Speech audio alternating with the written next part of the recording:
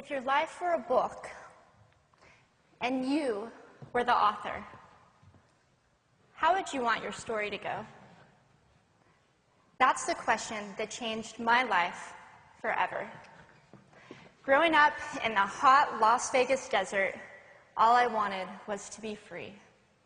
I would daydream about traveling the world, living in a place where it snowed, and I would picture all of the stories that I would go on to tell. At the age of 19, the day after I graduated high school, I moved to a place where it snowed, and I became a massage therapist. With this job, all I needed were my hands and my massage table by my side, and I could go anywhere. For the first time in my life, I felt free, independent, and completely in control of my life.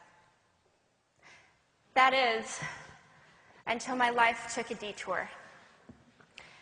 I went home from work early one day with what I thought was the flu, and less than 24 hours later, I was in the hospital on life support with less than a 2% chance of living. It wasn't until days later, as I lay in a coma, that the doctors diagnosed me with bacterial meningitis, a vaccine-preventable blood infection.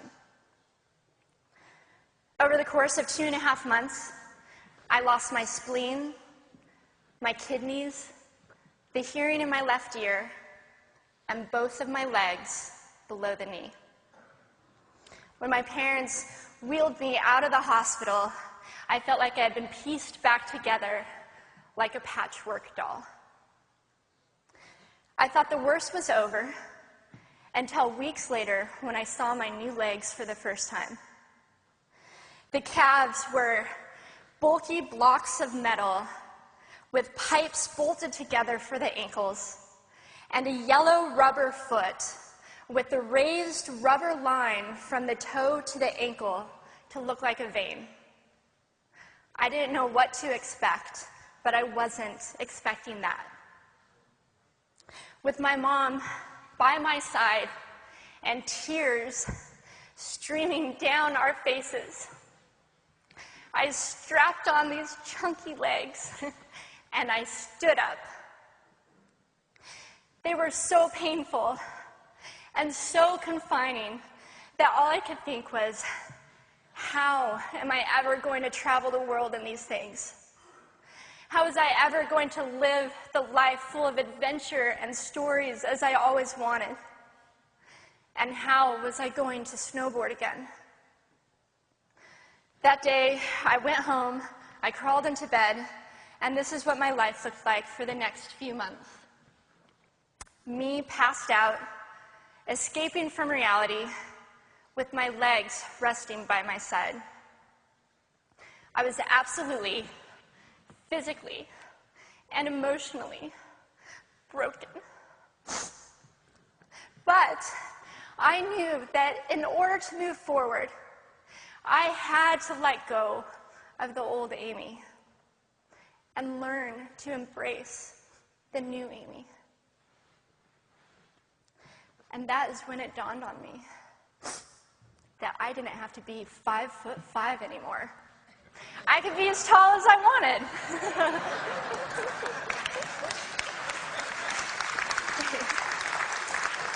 Or as short as I wanted, depending on who I was dating. And if I snowboarded again, my feet aren't going to get cold. And best of all, I thought, I can make my feet the size of all the shoes that are on the sales rack. And I did. So there were benefits here. It was this moment that I asked myself that life-defining question. If my life were a book and I were the author, how would I want this story to go? And I began to daydream. I daydreamed like I did as a little girl. And I imagined myself walking gracefully, helping other people through my journey, and snowboarding again. And I didn't just see myself carving down a mountain of powder, I could actually feel it.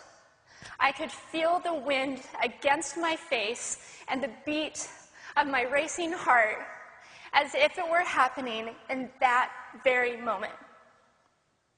And that is when a new chapter in my life began.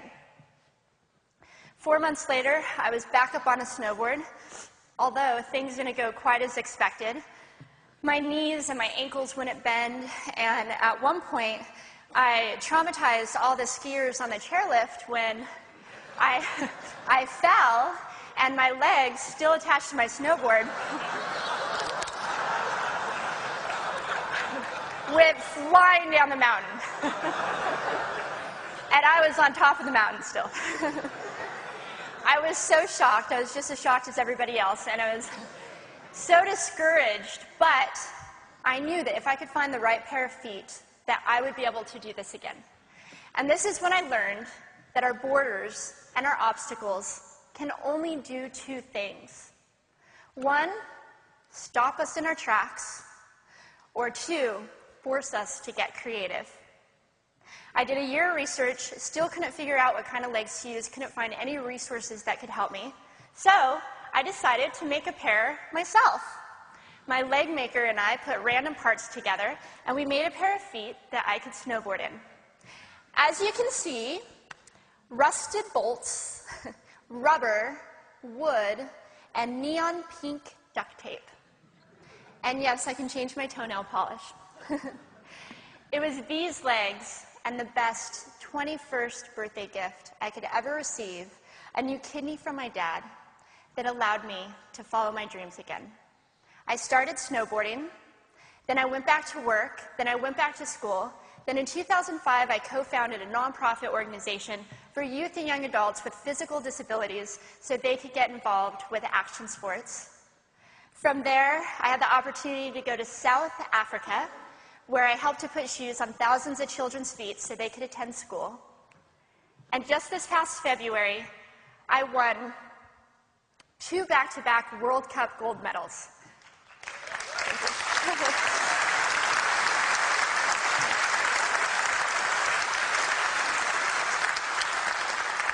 Which made me the highest-ranked adaptive female snowboarder in the world. 11 years ago, when I lost my legs, I had no idea what to expect. But if you asked me today if I would ever want to change my situation, I would have to say no.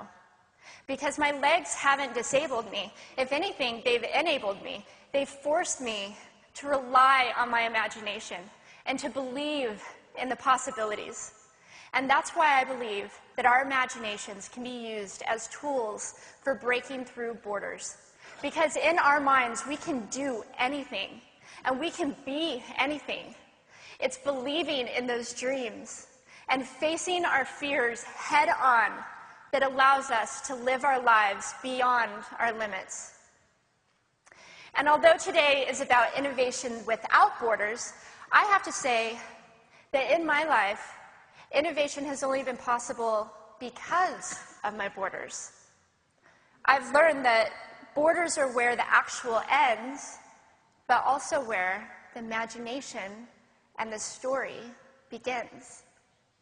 So the thought that I would like to challenge you with today is that maybe instead of looking at our challenges and our limitations as something negative or bad, we can begin to look at them as blessings. Magnificent gifts that can be used to ignite our imaginations and help us go further than we ever knew we could go. It's not about breaking down borders. It's about pushing off of them and seeing what amazing places they might bring us. Thank you.